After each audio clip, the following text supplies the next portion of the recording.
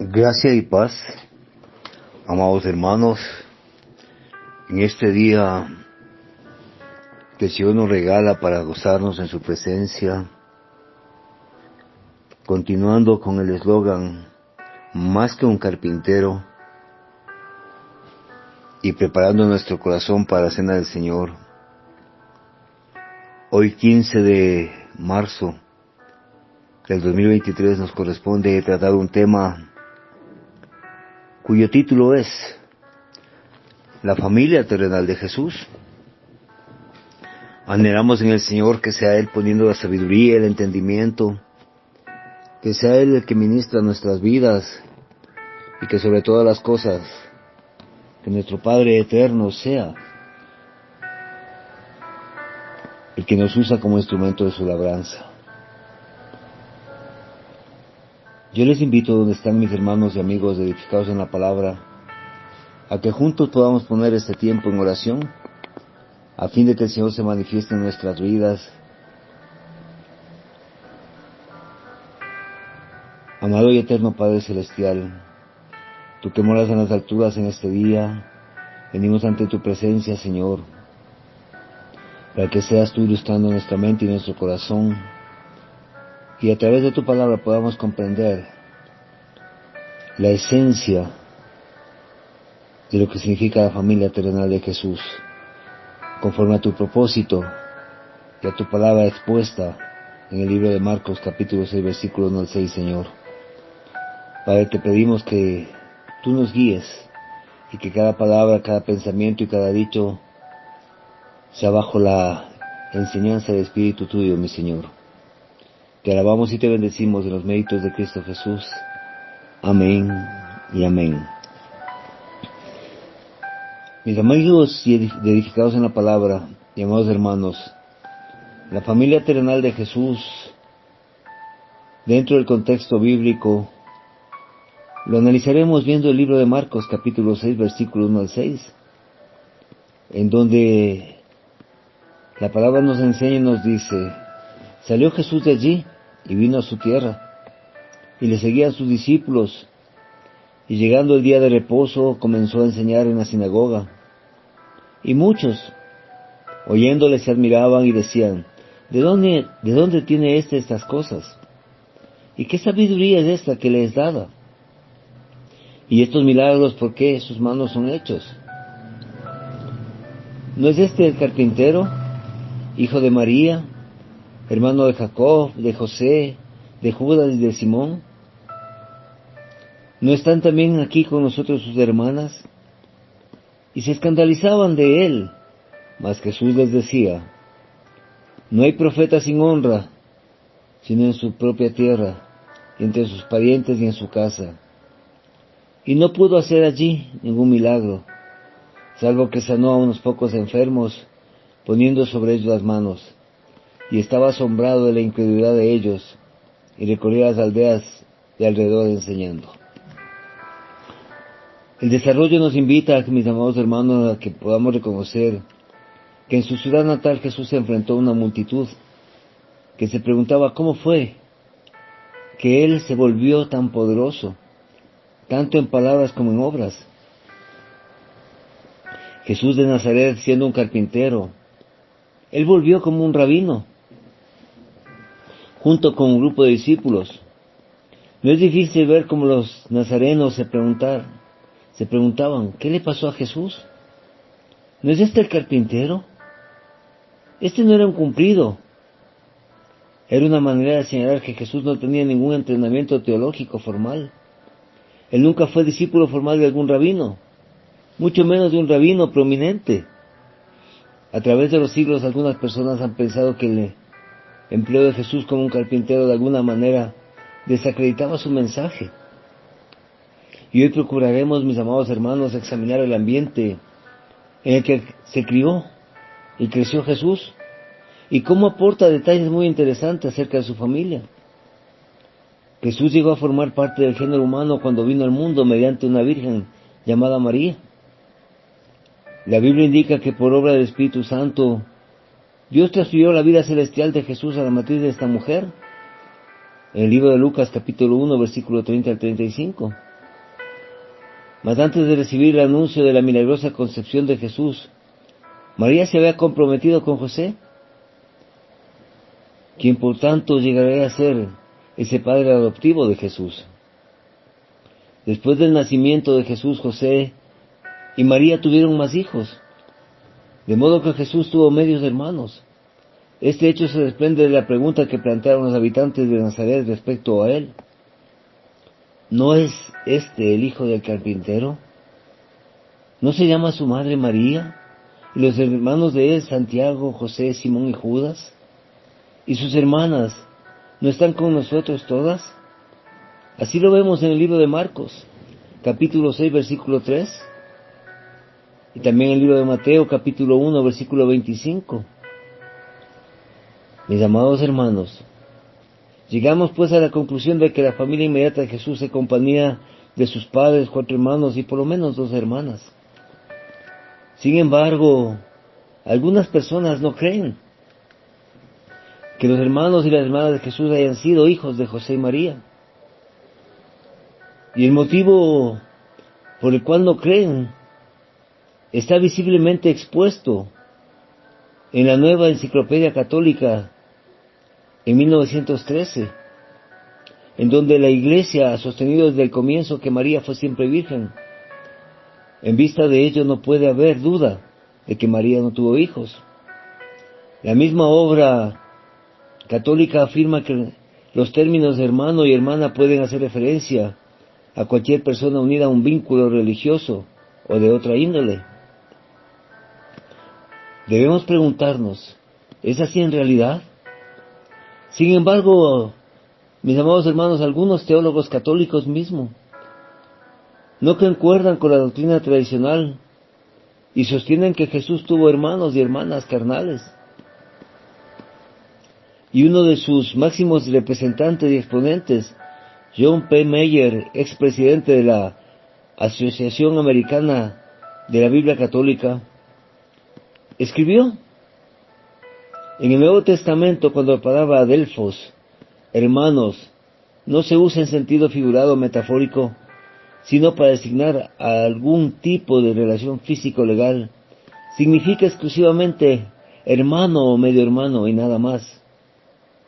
Así es, las Escrituras indican que Jesús tuvo hermanos y hermanas, hijos de José y María, y lo ratifica también este teólogo de la Asociación Americana de la Biblia Católica.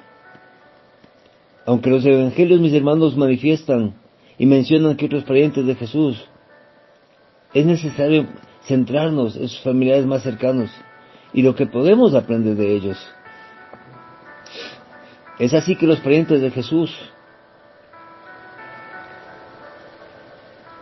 nos van a dar una visión más clara de la familia cercana de él, de la familia carnal de Jesús. Cuando llegó el tiempo para que el Hijo ungido de Jehová anduviese en la tierra como su Mesías, el Señor escogió los parentescos humanos apropiados para que convergieran como un celoso círculo familiar de confiables siervos de Dios, de modo que llegasen a ser un escudo e influencias sanos para su propio Hijo. Pero ¿cómo resultó esto? Los parientes de Jesús de Nazaret junto con él llegaron a ser algunos de los más dinámicos hombres de fe y campeones de la verdadera adoración al Señor en esta tierra. Fue la contribución liberal de ellos, de obras rectas como predicadores, lo que ayudó a traer esa fama teocrática de la generación final del sistema de cosas judaico. Uno de ellos, Juan el Bautista, fue el último de una larga línea de profetas que Jehová había enviado a su pueblo pactado, los judíos, por la obra que él efectuó en un ministerio público de 1 año en comparación con un grupo de discípulos y aproximadamente 2 años en la prisión. Juan está marcado como uno de los más grandes de todos los profetas precristianos que Dios había enviado. Lo vemos en Mateo capítulo 11, versículo 11. De acuerdo con los arreglos del Señor, este gran profeta era primo segundo de Jesús y le era mayor en solo aproximadamente 6 meses. María, la madre de Jesús, y Elizabeth, la madre de Juan, eran primas hermanas, Y no solo eso, sino que antes de eso habían establecido una amistad cariñosa que se basaba en elevadas experiencias análogas extendidas a ellas por el Señor. Y eso lo podemos ver en Lucas capítulo 1, versículo 39 al 45. Parece ser que la madre de María, quien según dice la tradición se llamaba Ana, y aquí en los católicos llaman Santa Ana, y la madre de Elizabeth eran hermanas carnales, descendientes de la tribu de Leví, mientras que la madre de María se casó con Heli, de la tribu de Judá, lo que hizo que los hijos de la madre de María fuesen en realidad de la tribu de Judá. La madre de Elizabeth se casó con un miembro de la casa sacerdotal de Aarón, lo que hizo que sus hijos fuesen no solo levitas, sino de la más elevada casa de los levitas como hijos de Aarón. Así Elizabeth, hija de descendiente de Aarón, se casó con Zacarías, quien también era descendiente de la casa sacerdotal de Aarón, en Lucas 1:5. Su hijo, Juan el Bautista, entonces era de la casa sacerdotal arónica, por derecho doble, tanto por medio de su padre como por medio de su madre. Qué históricamente dramático resultó ser todo esto. El ungimiento de Salomón de la casa de David como rey sobre Israel fue efectuado por un sacerdote arónico, Sadoc, en 1 Reyes capítulo 1, versículo 39. De igual manera, los ungimientos de todos los reyes de Judá futuros fueron, efectuados por el sumo sacerdote arónico que vivía en ese tiempo. De modo que cuando el más grande ungimiento real de todos los tiempos aconteció aquí sobre la tierra, el cuadro fue seguido hasta cierto grado. Para este elevado acontecimiento el Señor había desarrollado a su propio representante arónico, a ese representante fiel, que no teniendo necesidad de depender del inicuo sumo sacerdote arónico de Jerusalén, que más tarde hizo que Jesús fuese ejecutado. En esta ocasión, de ser ungido, Jesús de la tribu de Judá y de la casa real de David se presentó para ser bautizado por su propio primo segundo, Juan el Bautista, de la tribu de Leví y de la casa sacerdotal arónica. Jesús llegó a ser ungido legalmente del cielo con el Espíritu Santo como Rey de Israel espiritual. Otro de los miembros de la casa o de la familia de Jesús es José, el esposo de María. Debe haber sido un hombre según el mismo corazón de Dios, como lo fue su ilustre antepasado David, en vista de la gran autoridad y posición de influencia que ejercía el padre varón en la familia israelita. José debe haber sido muy extraordinario hombre de confianza, temeroso de Dios. ¿Y por qué nos atrevemos a decir esto? Porque Dios vivo lo halló digno de confiarle la custodia del más valioso tesoro del universo, la vida del Hijo unigénito del Señor, la posesión más cercana del mismo corazón de Dios, a Jesús su propio Hijo. Él no era hijo carnal de José, era hijo del Eterno. José era miembro de la familia principal de la nación judaica, ya que era de la casa real de David. José tenía derecho legal divino al trono. Por esta razón fue necesario que él viajara hasta Belén, de acuerdo con el decreto de César, en los días cuando Cirenio era gobernador romano de Siria, para el empadronamiento de impuestos, ya que los registros de la casa real de David se guardaban en Belén, el pueblo natal de David. Así lo vemos en Lucas capítulo 2, versículo 1 al 3. Sin embargo, años más tarde, el ex recaudador de impuestos, Mateo, quien era experto en registros genealógicos, pudo ir a Belén para hacer para nosotros ese registro maravilloso de esa línea que se remonta hasta David y a Abraham, como lo vemos en Mateo capítulo 1, versículo 1 al 16. A este punto José reluce como hombre de gran altruismo, porque a pesar de su famosa herencia legal, él de nuevo no titubea en hacer la voluntad de Dios, sino que prontamente conviene en cuidar de Jesús y pasarle el derecho legal al trono de David, como lo vemos en Lucas 4:22. Desde ese día en adelante Jesús fue conocido como hijo de José, el hijo del carpintero, con los derechos del primogénito de José. Mateo 13:55. El más excelente tributo apropiado al éxito de José y María como padres en conexión con el entrenamiento sabio de Jesús es el breve pero apto relato que se halla en la Biblia, el cual dice: continuó sujeto a ellos. Y Jesús siguió progresando en sabiduría y en desarrollo físico y en favor con Dios y los hombres. Aparentemente José cumplió bien su tarea como el temprano instructor adoptivo de Jesús, habiéndolo enseñado además a ser carpintero experto, la profesión que Jesús desempeñó hasta cuando tenía alrededor de 30 años de edad.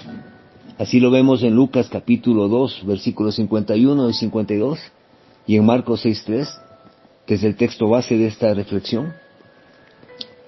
Otro de los miembros de la familia de Jesús, María, la descendiente sobresaliente femenina de David.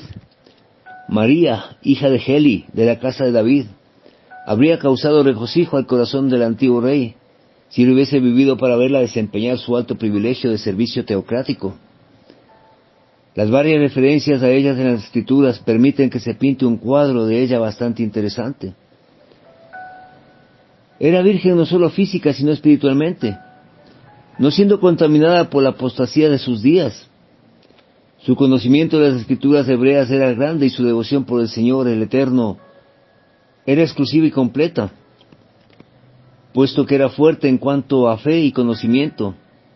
Ella desplegó preocupación cuando la entrevistó el poderoso ángel Gabriel, el mismo mensajero teocrático procedente de las cortes del cielo que habló con el sacerdote Zacarías en el templo 6 meses antes.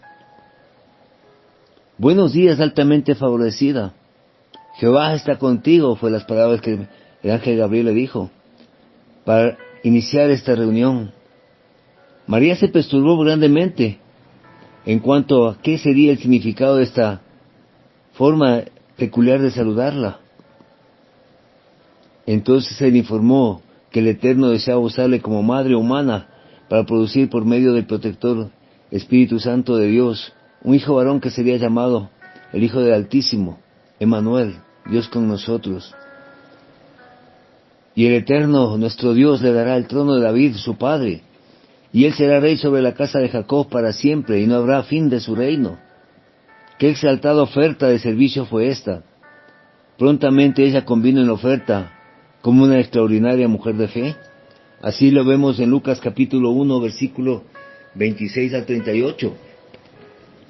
Lejos de la resplandeciente apostasía de Jerusalén, bajo el cuidado protector de José, y en la tranquilidad de un pesebre en Belén, esta sierva dedicada del Eterno, de manera natural, al fin del periodo normal de gestación de 9 meses, dio a luz el hijo varón perfecto.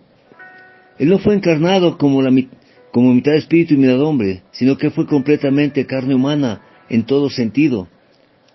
Hombres de buena voluntad, fieles pastores despertados por un coro angelical, fueron al pesebre para llegar a ser testigos, fieles de este acontecimiento del nacimiento del Salvador. 8 días más tarde fue circuncidado, según era la costumbre, y nombrado Jesús. El corazón de María atesoraba todas las cosas extraordinarias que sucedían en conexión con este Hijo del Señor, que ella había tenido el privilegio de dar a luz. Diariamente ella atendió sus necesidades crecientes, y ejerció a todo momento una influencia limpia, amorosa y devota, para que su pupilo, pudiera recibir el más grande, excelente entrenamiento y educación teocráticos. 30 años más tarde, cuando Jesús emprendió su gran ministerio público, ella puso atención minuciosa en su carrera. Ella también llegó a ser una de sus seguidores devotos y fervientes. Durante su ministerio Jesús jamás favoreció a ella, más que a otra mujer devota. Nunca se dirigió a ella como madre, sino siempre como mujer. Así lo vemos en Mateo 12:48 y en Juan 2:4. Ella tuvo el privilegio feliz de ser una de los 120 que en el día de Pentecostés recibieron el don del Espíritu Santo para llegar a ser los primeros miembros ungidos. Sí, mis hermanos, los primeros miembros ungidos. Por eso, mis amados hermanos, María fue un ejemplo reluciente del sexo femenino teocrático de nuestra fidelidad. Mujeres teocráticas de hoy hacen bien, pues, en emular el derrotero de María, un curso de acción de devoción, obediencia y fidelidad. Esto tiene que ver con las dos tribus teocráticamente importantes de Israel, la tribu de Leví y la tribu de Judá. En el lado izquierdo del cuadro se hallan las genealogías relacionadas con la tribu de Leví, con relación a Jesús, y en el lado derecho de la tribu de Judá, la casa paternal principal o subdivisión más importante de la tribu de Leví, era la casa de Aarón, de la cual provenían todos los sumos sacerdotes y sacerdotes ministeriales de Israel. De las otras casas de los levitas provenían ministros, menores o ayudantes de la organización del templo. Igualmente, para la tribu de Judá, la más importante casa paternal era la casa real de David, de la cual descendía la línea de dinastía de reyes. El nivel más inferior de los hombres en el cuadro contiene la generación contemporánea con Jesús. El nivel de hombres inmediatamente superior a este implica a la generación de María, la madre de Jesús y la esposa de José. Se ilustra la relación de Jesús con Juan el Bautista. Mi amado hermano, edificados en la palabra y amigo oyente, note usted que la madre de Jesús, María, era de la casa real de David por medio de su padre Heli, quien estaba casado con Ana, que según la tradición hebrea era la madre de María, y que era levita. La hermana de Ana, en cambio, se casó con el padre de Elizabeth, de la casa de Aarón. De ese modo Elizabeth, su hija, nació como verdadera hija de la casa de Aarón, y cuando ella se casó con Zacarías, también de la casa de Aarón, su hijo Juan el Bautista era de la casa sacerdotal de Aarón, tanto por medio de su padre como por medio de su madre. Del cuadro se observa claramente que Elizabeth era la prima hermana de María en su generación, además que Juan el Bautista era primo segundo de Jesús en su generación sucesiva. Siguiendo la genealogía de Jesús, mis hermanos, el cuadro indica que María fue su madre carnal, aunque el Eterno mismo siguió siendo su padre por haber producido la concepción humana, de tal manera por la intervención milagrosa del Espíritu Santo, como para efectuar el traslado de su Hijo desde su existencia celestial, prehumana, a la de llegar a nacer como hombre carnal.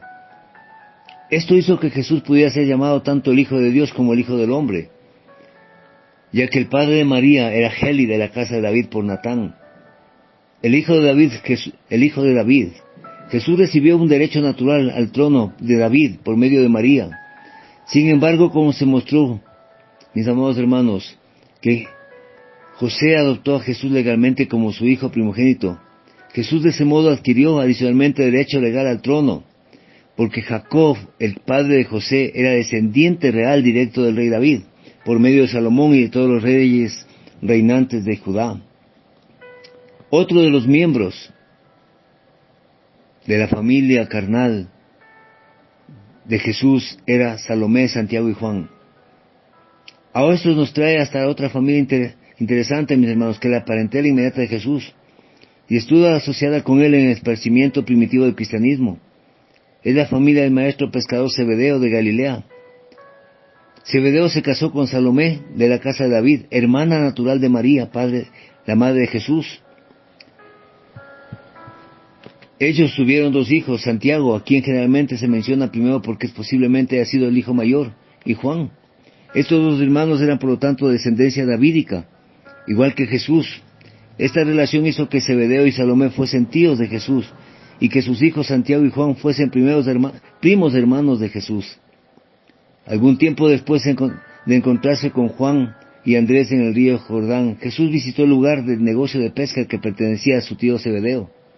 Allí, al alcance del oído del padre de ellos, Jesús hizo una llamada oficial tanto a Santiago como a Juan, para que se hicieran pescadores de hombres de tiempo cabal y abandonaran su empleo de pesca, siendo aparentemente un hombre de fe. Zebedeo no puso ninguna objeción, Mateo 4:21 y 22. Aún la esposa de Zebedeo, la tía de Jesús, Salomé, se le permitió salir de su casa por largos periodos de tiempo para ser una celosa seguidora de Jesús en su obra de predicación, junto con las otras discípulas que habían. Esta parentela ayuda a explicar por qué en una ocasión Salomé se animó a pedirle a su sobrino un favor especial, y Jesús nombró a sus dos primos Santiago y Juan como apóstoles, contándoles entre los 12. Eso lo vemos en Mateo capítulo 10, versículo 2, y en Mateo capítulo 20, versículo 20 al 23. Este estudio, mis hermanos, de los parientes de Jesús, ayuda a entender otra escena muy enternecedora, que vuelve a dar evidencia de la profundidad del amor y cuidado de Jesús. Pues parece que para el fin del ministerio público de Jesús, José había fallecido. Esto quiso decir que Jesús, como el hijo mayor, debía hacer provisión para el cuidado de su madre, María. Y eso lo hizo. Este fue el último acto que él efectuó mientras todavía colgaba en el madero de empalamiento, antes de expirar en la muerte. Estaban de pie cerca de su madre María y su tía Salomé, junto con otras mujeres devotas. Incidentemente, Juan, quien registra este evento, no menciona a su madre de nombre, ya que en su modestia él no le da ninguna prominencia a su familia inmediata. Ni siquiera una vez en todo el registro de su evangelio menciona a él, ni a su hermano Santiago, ni a sí mismo por nombre. Pero Marcos, quien cita los nombres de las mujeres que están presentes en el palamiento, menciona a la madre de Juan por nombre como Salomé, Marcos capítulo 15, versículo 40, y Marcos capítulo 16, versículo 1. Y al mirar hacia abajo Jesús desde el madero a su madre, quien estaba traspasada de profundo dolor, y notando también a Juan el discípulo a quien él amaba, sumamente apesadumbrado, de pie, cerca de la cruz, Jesús dijo al alcance del oído de ellos: «Mujer, mira tu hijo». Luego a Juan le dijo: «Mira tu madre». ¿Cuánto encierran estas pocas palabras en cuanto a los tres implicamientos en esta culminación trágica? La Biblia dice que a partir de esa misma hora Juan amorosamente recibió a su tía María, madre de Jesús, en su propia casa en Jerusalén. Este incidente señala un tributo amoroso pagado por Jesús a la mujer que altruistamente se dio para llegar a ser la esclava del Eterno, desde el nacimiento hasta la muerte del más grande hombre de la tierra, a quien ella tuvo el privilegio de dar a luz. De igual modo caracteriza la consideración minuciosa de Jesús. ¿Quién mejor podría consolar a María en su desesperación que su propia hermana carnal Salomé, la cual estaba en la verdad como una celosa seguidora de Jesús, y quien indudablemente residía con su hijo devoto y comprensivo, Juan? Así lo vemos en Juan capítulo 19, versículos 25 al 27. Y ahora veremos, mis hermanos, los hermanos y hermanas de Jesús. El que Jesús tenía hermanastros y hermanastras, es decir, hijos de José y María, lo dice claramente la Biblia, aunque para muchos esto puede ser una herejía, pero la Biblia así lo estipula. El hecho de que Jesús fuese mencionado como el primogénito de María implica que María seguramente tuvo otros hijos, en Lucas capítulo 2, versículo 7. Además de estos otros hijos seguramente fueron de su marido José, porque está registrado que José tuvo relaciones con ella después de nacer Jesús, Mateo 1:25. Los dos textos bíblicos que mencionan que Jesús tuvo hermanas, aunque no se les menciona individualmente por nombre, indican que su pueblo natal de Nazaret, toda la familia de niños y niñas era bien conocida. Así lo vemos en Mateo capítulo 13, versículo 56, y en Marcos 6:3. La Biblia da los nombres de los hermanos de Jesús como Santiago, José, Simón y Judas, 4 hermanos. Mateo capítulo 13, versículo 55. Durante el ministerio de Jesús, María llevó consigo a sus hijos en varias ocasiones. Esto hizo que sus hijos pudieran ver desarrollarse la carrera pública de su hermano mayor, Mateo 12:46 y Juan 2:12. Pero por algún tiempo hubo una falta de fe por parte de sus hermanos, y esto ayuda a explicar por qué Jesús no había nombrado a ninguno miembro de su familia inmediata para que llegara a ser de los 12 apóstoles, como lo había hecho para con sus primos. Sin embargo, existe evidencia de que para el fin del ministerio de Jesús, sus hermanos despertaron espiritualmente, después de la resurrección de Jesús, y entre sus 10 manifestaciones en la carne subsiguientes, una se hizo especialmente a cierto Santiago, pero no se puede probar a ciencia cierta si ese fue a su hermano, como lo manifiesta en 1 Corintios capítulo 15, versículo 7. Los hechos, mis hermanos, edificados en la palabra y amigos oyentes, parecen indicar claramente que en el día de Pentecostés, tanto los hermanos carnales de Jesús como su madre se contaban entre los 120, que fueron engendrados por el Espíritu, recibiendo el don del Espíritu Santo. En Hechos 1, capítulo 1, versículo 14 y 15. Y en Hechos capítulo 2, versículo 1 al 4. Esto dio a sus hermanos la esperanza de una vida eterna en Cristo Jesús, como parte de los 144,000 coherederos del reino. No hay registro de que alguno de ellos haya llegado a ser infiel.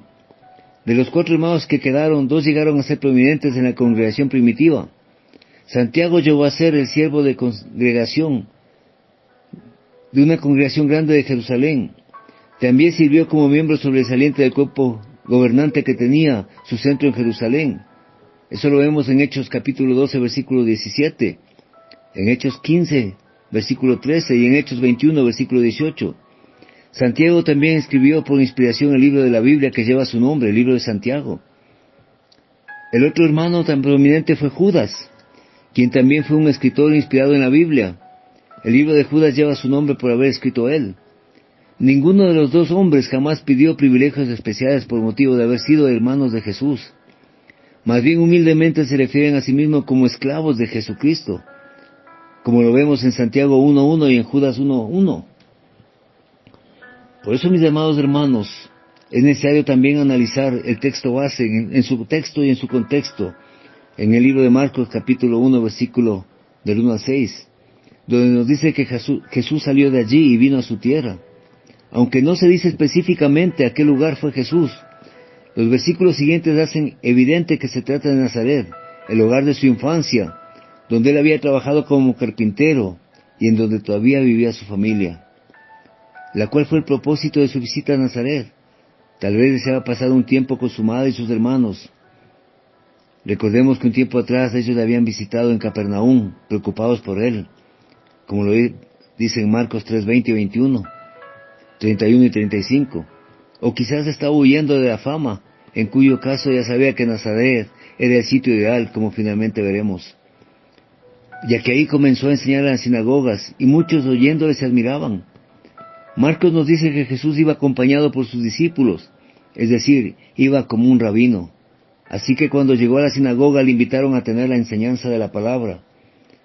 Y como en ocasiones anteriores, los asistentes quedaron asombrados sin poder negar la sabiduría de su enseñanza, ni el poder de sus milagros, en Marcos 1, 21 al 28. Pero curiosamente, lejos de producir en ellos la fe, el evangelista nos dice que se escandalizaban de él.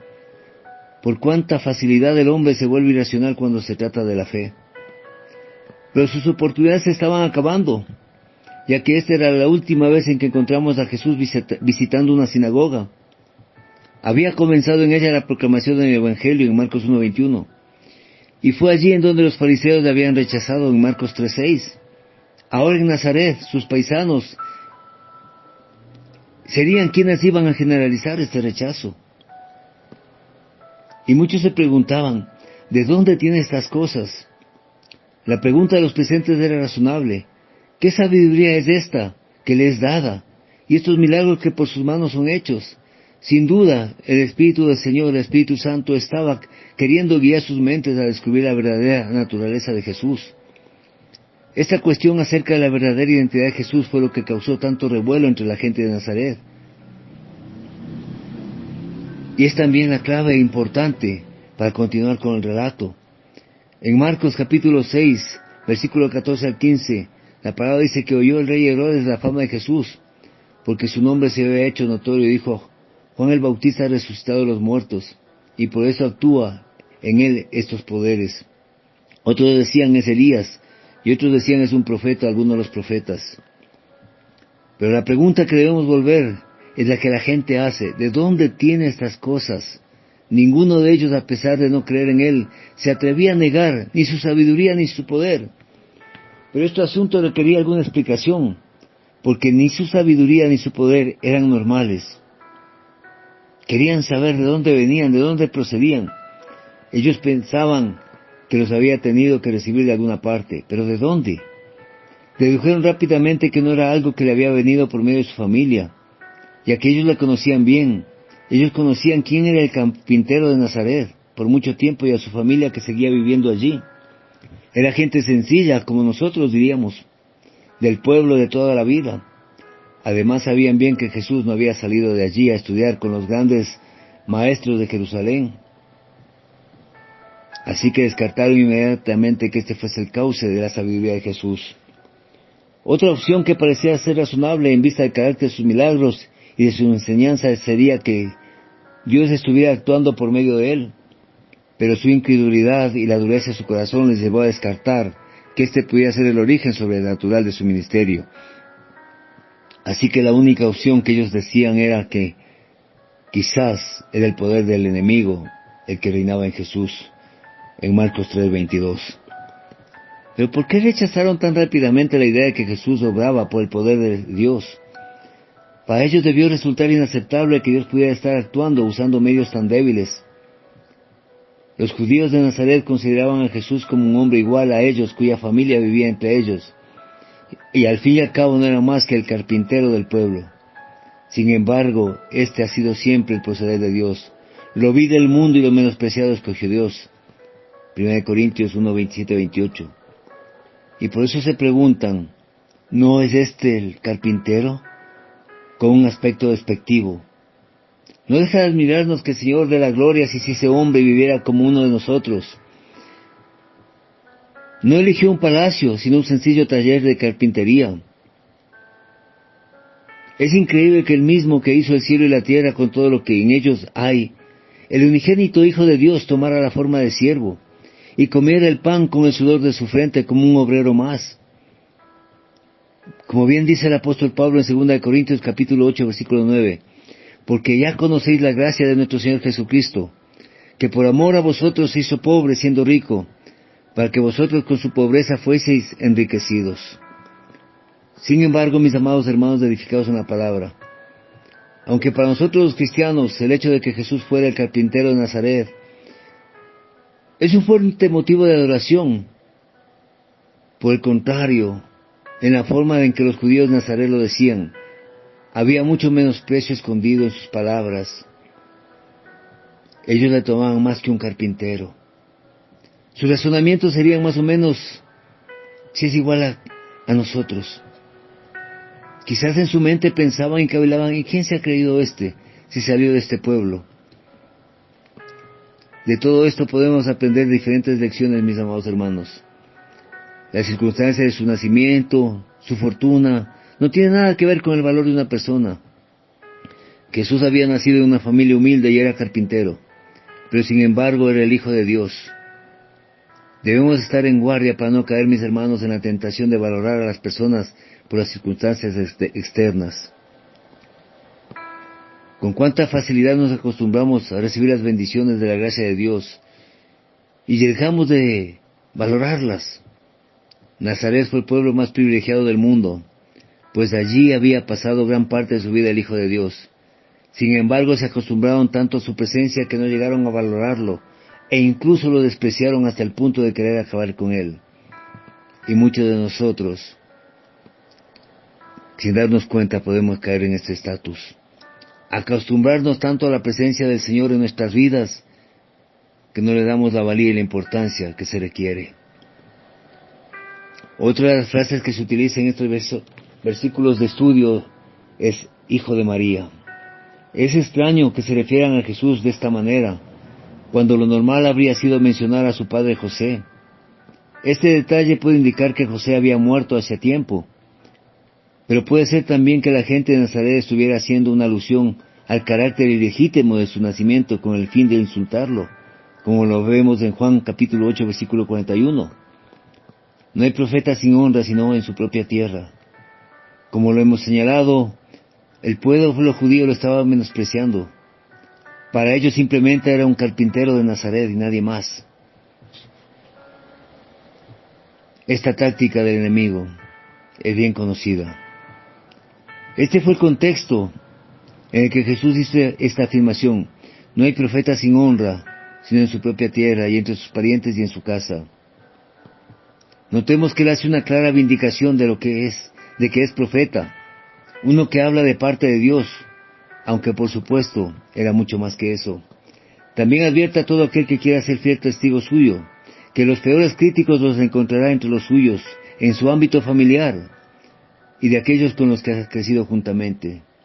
Sin embargo, aunque Jesús conocía bien la actitud de su familia y de la gente de Nazaret, a pesar de todo eso, regresó allí para volverles a llevar el mensaje de vida. Cuánto amor y cuánta paciencia y dominio propio tuvo Jesús para estar en medio de nosotros. Y cuánta enseñanza nos deja en este día a nosotros. Jesús estaba asombrado de la incredulidad de ellos. Los evangelios no solo registran 2 ocasiones en que el Señor se había asombrado. Una vez por la fe que demostró un centurión romano en Lucas 7:9, y en esta ocasión ante la incredulidad de su familia o de sus paisanos en Nazaret. Esto nos deja constancia de la importancia que la fe y la incredulidad tienen para el Señor. No es de extrañar que para el Eterno resulta asombroso que los hombres, viendo tan de cerca la luz del mundo y la gloria del cielo, volviesen la espalda a ella. Y quizás muchos de nosotros lo estamos haciendo allí. Por eso, mis amados hermanos, edificados en la palabra, cuán importante es que cada uno de nosotros conozcamos y entendamos la enseñanza de este día. ¿Qué haría Jesús ante este fracaso en Nazaret? Muchos de nosotros nos hundimos ante las dificultades más pequeñas de la obra de Dios. Si alguien nos ridiculiza por nuestra fe, o no quiere escucharnos cuando intentamos predicarles, nos sentimos tan heridos, tan desilusionados, tan hundidos, que perdemos inmediatamente el deseo de seguir haciéndolo. Pero Jesús no era así. Jesús no era así. Jesús hizo lo contrario, intensificó sus esfuerzos para evangelizarlos. Primero llevó a cabo él mismo una campaña personal con todos los alrededores, y después envió a sus discípulos en una gira misionera. La incredulidad de la gente de Nazaret no podía impedir que Jesús siguiera anunciando el reino de Dios. Y nosotros debemos tomar buena nota de aquello y seguir el ejemplo de Jesús. Y seguir el ejemplo de Jesús, mis hermanos. No dejemos que la incredulidad aumente esa hambre que tiene el pecado y nos aparte del camino del Señor. Es tiempo de comprender, mis amados hermanos, a través de esta reflexión de este día, que no hay profeta sin honra en su propia tierra, y entre sus parientes y en su casa.